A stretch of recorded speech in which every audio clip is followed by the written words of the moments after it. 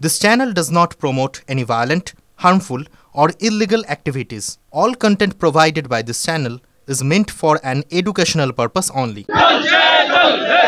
আমাদের দাবি হচ্ছে যে মাদ্রাসা সার্ভিস কমিশনকে সক্রিয় হতে হবে। রাজ্যে মাদ্রাসাগুলোতে শূন্য পদে অবিলম্বে শিক্ষক নিয়োগ করতে হবে।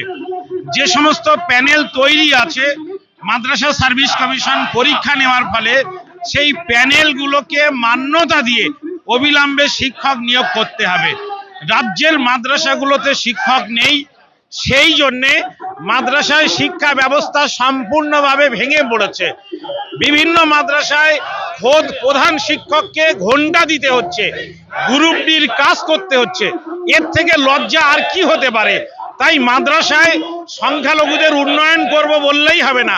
সংখ্যালঘু সমাজের ছেলে মেয়েরা শিক্ষা পাচ্ছে না, আর আমরা সংখ্যালঘুদের উন্নয়নের মিথ্যা প্রতিশ্রুতি দিচ্ছি।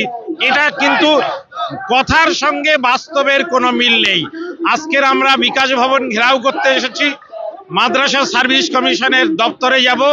মাদ্রাসা সার্ভিস কমিশনে বসে থাকা ছোটো জগন্নাথগুলোকে নাড়া দিয়ে একটু সক্রিয় করার চেষ্টা করি। তাহলে তো আজকের প্রতীকী আন্দোলন, পুজোর মরশুমে আন্দোলন করার ইচ্ছা নেই, তারপরেও আসতে হয়েছে। পুজোর ছুটির পরে বৃহত্তর আন্দোলন হবে, গোটা রাজ্যের মানুষ আসবে সেই আন্দোলনে।